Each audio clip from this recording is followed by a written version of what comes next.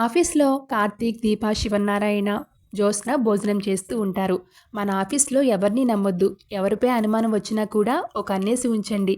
మాలిని మనిషి మనలోనే ఉండొచ్చు. డబ్బులకి అమ్ముడుపోయాడేమో, అది బయటపడే వరకు మనకు తెలియదు కదా అని అంటూ ఉంటాడు శివన్నారాయణ.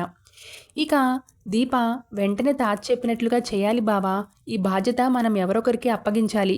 సూరజ్ అయితే కరెక్ట్ అనిపిస్తుంది అని అంటుంది దీప. ఇండైరెక్ట్గా దొంగ చేతికి తాళాలు ఇవ్వాలనుకుంటుంది. ఇంతలో సూరజ్ కంగారుగా వచ్చి, సార్ నాకు అర్జెంటుగా 5 లక్షలు కావాలి సార్ అని అంటాడు. ఎందుకు, తీసుకుని పారిపోవడానికా అని అంటుంది జ్యోత్స్న. ఏమైంది బ్రదర్, అంత అర్జెంట్ ఎందుకు, నీ సమస్య ఏంటి అని ప్రశ్నలు కురిపిస్తాడు కార్తీక్ శివన్నారాయణలు.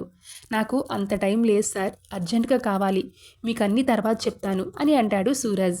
దాంతో శివన్నారాయణ కార్తీక్ మేనేజర్తో మాట్లాడి ఆ డబ్బుల సంగతి చూడు అని అంటాడు. జాబ్ చేయని వాడికి అడ్వాన్స్ ఎలా ఇస్తాం తాత? సూరజ్ అనే పేరు మన కంపెనీ రిజిస్టర్లో లేదు, ఎందుకంటే అతను మన ఎంప్లాయ్ కాదు కాబట్టి. ఇలాంటి గ్యారంటీ లేని మనిషికి ఎవరు షూరిటీ ఇస్తారు? డబ్బు అవసరం అందరికీ పడుతుంది, కానీ రూల్స్ని అందరికీ ఒకటే కదా. నేను తప్పుగా మాట్లాడానా తాత అని అంటుంది జ్యోత్స్న. దాంతో శివన్నారాయణ, లేదమ్మా, నువ్వు కరెక్ట్గానే మాట్లాడావు. సూరజ్ మన ఎంప్లాయ్ కాదు, మనం డబ్బులు ఇవ్వలేం అని అంటాడు శివన్నారాయణ. వినిపించిందా అని అంటుంది జ్యోత్స్న. వినిపించినట్టే, నేను చెప్తాను జ్యోత్స్న.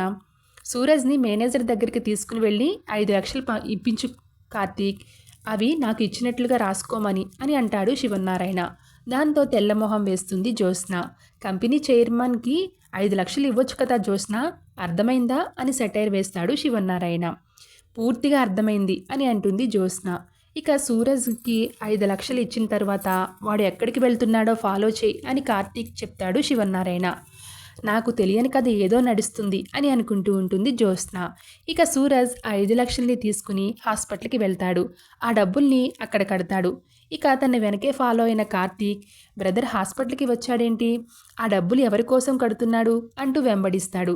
అయితే హాస్పిటల్ బెడ్పై ఉన్న ఓ వ్యక్తి దగ్గరికి వెళ్ళి, పెద్దయ్యా అంటూ ఎమోషనల్ అవుతాడు సూరజ్. నీకు ఇక్కడున్నానని నీకెలా తెలుసు అని అంటాడు ఆ వ్యక్తి. వీళ్ళు ఇంత ఆప్యాయంగా మాట్లాడుకుంటున్నారంటే బంధువు అయి ఉంటాడు అని ఫిక్స్ అయిపోతాడు కార్తీక్. నువ్వు చెప్పకపోతే నాకు తెలియదా, నీ ఆపరేషన్కి 5 లక్షలు కావాలని డాక్టర్ గారు చెప్పారంట కదా, ఆ డబ్బులు కట్టేశాను అని అంటాడు సూరజ్. వాళ్ళ మాటల్ని వింటూ ఉంటాడు కార్తీక్. ఎందుకురా నీకు నేనంటే అంత ప్రేమ అని ఆ పెద్దాయన అనడంతో, మనది వదిలేసుకునే అంత చిన్న బంధం కాదు పెద్దయ్య అని చేతులు పట్టుకుని ఎమోషనల్ అవుతాడు సూరజ్. ఇంతలో డాక్టర్ రావడంతో, మా పెద్దాయనకి ఆపరేషన్ ఎప్పుడు చేస్తారు, ఆయనకి ఏమీ కాకూడదు అని అంటాడు సూరజ్. డబ్బులు కట్టేశారు కదా, మీ పెద్దాయనకి ఈరోజే ఆపరేషన్ చేస్తాం, ఆయనకేం కాదు అని అంటాడు డాక్టర్. అది విన్న కార్తీక్, ఈ పెద్దాయన్ని పట్టుకుంటే సూరజ్ ఎవరో తెలుస్తుంది, మంచి అవకాశం దొరికింది అని అనుకుంటాడు. వెంటనే శివన్నారాయణకి ఫోన్ చేసి జరిగింది మొత్తం చెప్తాడు కార్తీక్. సరే, మనం వెళ్ళి ఆ పెద్దాయనతో మాట్లాడదాం, వెంటనే వస్తున్నా అంటూ క్షణాల్లో వచ్చేస్తాడు శివన్నారాయణ. వెంటనే ఆ పేషెంట్ దగ్గరికి వెళ్ళి సూరజ్ ఫోటో చూపిస్తూ, ఇతనెవరో నీకు తెలుసా అని అడుగుతారు. వెంటనే అతను సూరజ్ అని చెప్పేస్తాడు ఆ పేషెంట్. అతనెవరు, నీకేమవుతాడు, నీ బంధువా అని అంటే, అంతకంటే ఎక్కువయ్యా, వాడిది నాది దేవుడు ముడేసిన బంధం, వాడిని నేను పెంచానయ్యా, వాడికి ఎవరూ లేరు, వాడు అనాథ, వాడికి అమ్మా నాన్న అన్నీ నేనే, నా దగ్గర పెరిగిన 9 అనాథల్లో వీడొకడు. అందరూ మర్చిపోయారు కానీ వీడు మాత్రం నన్ను మర్చిపోలేదు, ప్రతీ నెల డబ్బులు పంపిస్తాడు. ఇప్పుడు నా ఆపరేషన్కి 5 లక్షలు కావాలంటే అడగకుండా తీసుకొచ్చాడు, వాడు దేవుడయ్యా, వాడి కోసం అడుగుతున్నారంటే ఇంతకీ మీరెవరు అని అడుగుతాడు ఆ పెద్దాయన.